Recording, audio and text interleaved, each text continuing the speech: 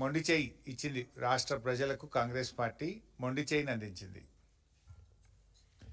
మొండి చేయిని చూపించింది.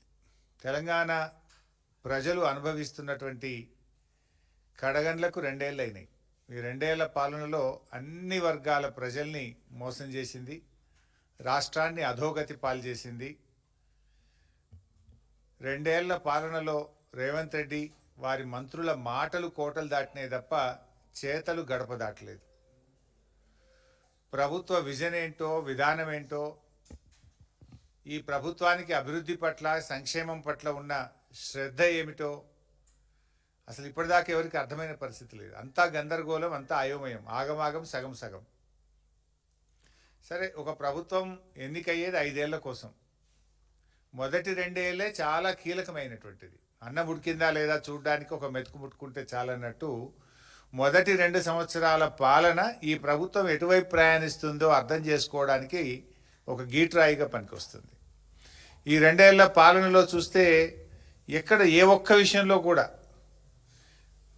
ఒక నిజాయితీగా ప్రజలకిచ్చిన హామీల విషయంలోనైతేనేమి, అభివృద్ధి విషయంలోనైతేనేమి, సంక్షేమ రంగం అయితేనేమి ఎక్కడ కూడా ఒక అడుగు ముందుకు పడ్డ పరిస్థితి లేదు. 3 మాటల్లో చెప్పాలంటే నిస్సారం, నిష్ఫలం, నిరర్ధకం, ఇంతకు మించి ఏమీ లేదు. కేసీఆర్ గారు 2 ఏళ్ల పాలన కూడా చూడండి మీరు. ఆ రోజు బీఆర్ఎస్ ప్రభుత్వం అధికారంలోకి వచ్చిన 2 సంవత్సరాల్లో కేసీఆర్ గారు ఎన్నో గొప్ప కార్యక్రమాలు ఆ రోజు మేము తీసుకున్నాం మా 2 ఏళ్ల పాలనలో. అసలు కేసీఆర్ గారు ముఖ్యమంత్రి అయినప్పుడు కొత్త రాష్ట్రం, ఇంకా సంసారమే సరిగా లేదు, ఉద్యోగులు లేరు, ఏమీ లేని రాష్ట్రాన్ని అద్భుతంగా కేసీఆర్ గారు మొదటి 2 ఏళ్లలో ఎంత బాగా తీర్చిదిద్దారో మాకంటే రాష్ట్ర ప్రజలకు బాగా తెలుసు. ఎందుకంటే ఆ రోజు పరిశ్రమలకు పవర్ హాలిడే, గ్రామాల్లో పొద్దుందా కరెంటే ఉండదు, వ్యవసాయానికి 3-4 గంటల కరెంట్ రాదు. అటువంటి దశ నుంచి కేసీఆర్ గారు మొదటి 2 ఏళ్లలో రాష్ట్రంలో రైతులకు, పల్లెలకు, పట్టణాలకు, పరిశ్రమలకు 24 గంటల నాణ్యమైన కరెంటును మొదటి 2 ఏళ్లలో అందించింది బీఆర్ఎస్ ప్రభుత్వం. దేశానికే మార్గదర్శకంగా నిలిపిన మిషన్ భగీరథ కార్యక్రమం, ప్రతి ఇంటికి త్రాగునీరిచ్చే కార్యక్రమాన్ని మొదటి 2 ఏళ్లలో కేసీఆర్ గారు శ్రీకారం చుట్టారు. కాకతీయ కాలం నుంచి మనకు వచ్చిన వారసత్వ సంపద 44,000 చెరువులను పునరుద్ధరించే మిషన్ కాకతీయ కార్యక్రమానికి మొదటి 2 ఏళ్లలో కేసీఆర్ గారు శ్రీకారం చుట్టారు. మొదటి కేబినెట్ మీటింగ్లోనే 200 పెన్షన్ను ఇచ్చిన మాట ప్రకారంగా 5 అంతలు పెంచి 1000 రూపాయలకు పెంచింది ఆనాడు కేసీఆర్ గారి ప్రభుత్వం.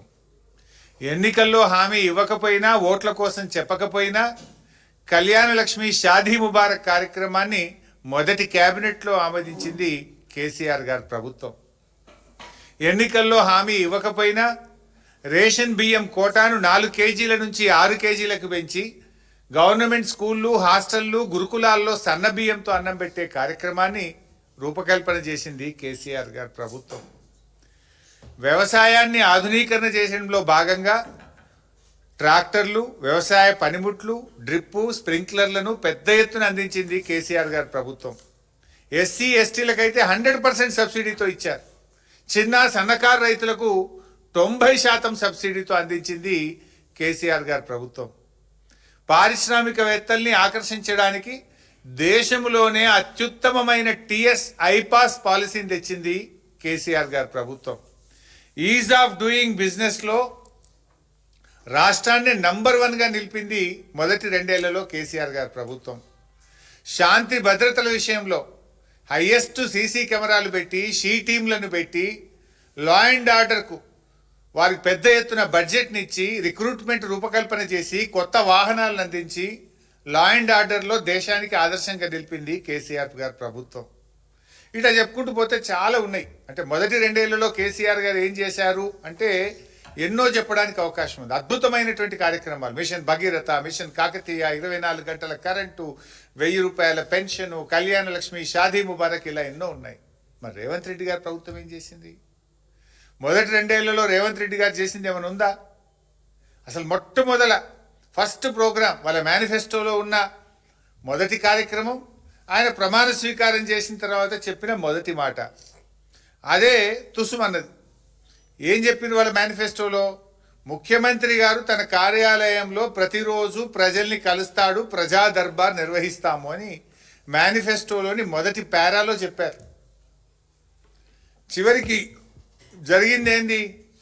ఆ రోజు ప్రమాణ స్వీకారం చేసేటప్పుడు రేవంత్ రెడ్డి గారు రోజు ప్రజా దర్బారు నేను నిర్వహిస్తా, సామాన్యులు సైతం వచ్చి నన్ను కలవచ్చు అని చెప్పి గప్పాలు కొట్టిండు. ప్రమాణ స్వీకారం చేసి ఒక్కరోజు మాత్రమే ప్రజాభవన్కి వచ్చిండు. ఇక మళ్ళీ పత్తా లేడు. తెల్లారి నుంచి మళ్ళీ ప్రజాభవన్కు రాలే.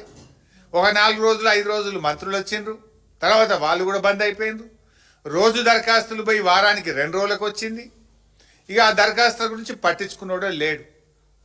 అంటే బిల్డప్ బాబాయ్ ఈ రేవంత్ రెడ్డి చెప్పిన మొదటి అబద్ధం ఇది. మేనిఫెస్టోలో కావచ్చు, ప్రమాణ స్వీకారం చెప్పిన తర్వాత ఈయన గారు చెప్పిన మొదటి అబద్ధం. ఇక్కడితో స్టార్ట్ అయింది ఈయన ప్రయాణం. ఏం మాట్లాడిన అబద్ధాలే, గోబల్స్. ఇప్పుడు కరీంనగర్ జిల్లా నుంచి ఒక రైతు, నేను పత్రికలో చదివిన విషయం చెప్తున్నా. గొడుగు నాగరాజు అనే రైతు ప్రజాభవన్కి వచ్చి ఫిర్యాదు చేసిండు. ఆ గొడుగు నాగరాజుకు సెల్ ఫోన్లో మెసేజ్ వచ్చింది, నీ సమస్య పరిష్కారం అయిపోయింది అని. నిజంగా చూస్తే ఈరోజు కూడా పరిష్కారం కాదు. అంటే నీ ప్రజాభవన్, నీ వేదిక ఎట్లా పనిచేస్తుంది? నువ్వు పోయింది లేదు, నీ మంత్రులు పోయింది లేదు, ఇచ్చిన దరఖాస్తులకు కనీస పరిష్కారం కూడా లేకుండా పోయింది. అంటే ఇలా ప్రజాభవన్ అనేది ప్రజలకు ఉపయోగపడతలేదు. జల్సాలకు, విందులకు, వినోదాలకు కేర్ ఆఫ్ అడ్రస్గా ప్రజాభవన్ను మార్చిండ్రు. పొద్దున బ్రేక్ఫాస్ట్ మీటింగ్లు, మధ్యాహ్నం సెటిల్మెంట్లు, సాయంత్రం గానా బజానాలు, సంగీతులు, పెళ్లిళ్ళు, రిసెప్షన్లు, ఎంగేజ్మెంట్లు, దీనికి వేదికగా ప్రజాభవన్ను మార్చిండ్రు. సిఎల్పి మీటింగ్లకు వేదికగా ప్రజాభవన్ను మార్చిండ్రు. 2 సంవత్సరాలుగా మీరు చెప్తున్నది అభివృద్ధి కాదు, అసమర్థత, పారదర్శకత కాదు, దోపిడీ, గ్యారంటీలు కాదు, గారడి. అంటే ఇది ప్రజాపాలన కాదు, ఇది నయవంచక పాలన. రేవంత్ రెడ్డి ఒక ప్రైవేట్ లిమిటెడ్ కంపెనీ పాలన ఇది. ఇలా నీ 2 ఏళ్ల పాలనలో బీఆర్ఎస్ ఎన్నో విజయాలు సాధించింది, నేను ఇందాక చెప్పాను. మరి కాంగ్రెస్ ఏం చేసింది? ఒక్కటన్నా ఉందా? ఆత్మస్తుతి, పరనింద. ఎంతసేపు సెల్ఫ్ డబ్బా కొట్టుకోవడం, కేసీఆర్ గారిని, బీఆర్ఎస్ నాయకులను తిట్టడం తప్ప నీ 2 ఏళ్ల పాలనలో ఒక్కటి చెప్పు నువ్వు. నేను 10 చెప్తున్నా. మిషన్ భగీరథ, మిషన్ కాకతీయ, 24 గంటల కరెంటు, కళ్యాణ లక్ష్మి, 1000 రూపాయల పెన్షను, 6 కిలోల బియ్యం. 2 ఏళ్లలోనే మేము చేసినాం ఇవన్నీ. నీ 2 ఏళ్లలో చేసింది ఒక్కటి చెప్పు, ఆత్మస్తుతి, పరనింద తప్ప. ఇవాళ ఈ నీ 2 ఏళ్లలో ప్రజలకు వేదన, రోదనలే మిగిల్చినావు నువ్వు. నీ 2 ఏళ్లలో నువ్వు రాగానే మెట్రో రైలు రద్దు అంటావు, ఫార్మాసిటీ రద్దు అంటావు, కేసీఆర్ గారు ప్రారంభించిన పథకాలు రద్దు అంటావు. కేసీఆర్ కిట్ రద్దు, న్యూట్రిషన్ కిట్ రద్దు, దళిత బంధు రద్దు అంటావు, గొర్రెల పంపిణీ రద్దు అయిపోతుంది, సీఎం బ్రేక్ఫాస్ట్ పథకం రద్దు అయిపోతుంది. పథకాలు రద్దు చేస్తావు, స్కీములు రద్దు చేస్తావు. కేసీఆర్ గారు ప్రారంభించినటువంటి రోడ్లు కావచ్చు, ప్రాజెక్టులు కావచ్చు, దాన్ని అన్ని అటకెక్కిచ్చేసిండు. ఇవాళ కాళేశ్వరం ప్రాజెక్టు ఒక తక్కువలో తక్కువ 1% ఖర్చు పెడితే లక్షల ఎకరాలకు నీళ్ళు ఇచ్చే అవకాశం ఉంది. 80% పాలమూరు ప్రాజెక్టు పూర్తయింది. ఇవాళ అనేక రోడ్లు కావచ్చు, రెసిడెన్షియల్ స్కూళ్ళు కావచ్చు, మెడికల్ కాలేజీలు కావచ్చు, అన్నీ కూడా అటకెక్కిచ్చేసినావు నువ్వు. ఇవాళ అందువల్లనే ఇవాళ హైదరాబాద్ బ్రాండ్ ఇమేజ్ ఆగమైపోయింది. పెట్టుబడులు పెట్టే సంస్థలు పునరాలోచనలో పడ్డాయి. నీ అపరిపక్వ వైఖరి వల్ల రాష్ట్ర ప్రగతి మసకబారుతా ఉంది.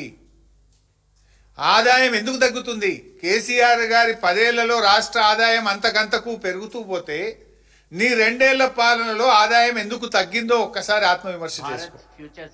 స్టాంప్స్ అండ్ రిజిస్ట్రేషన్ ఇన్కమ్ ఎందుకు తగ్గింది? రోడ్ ట్యాక్స్ ఎందుకు తగ్గింది?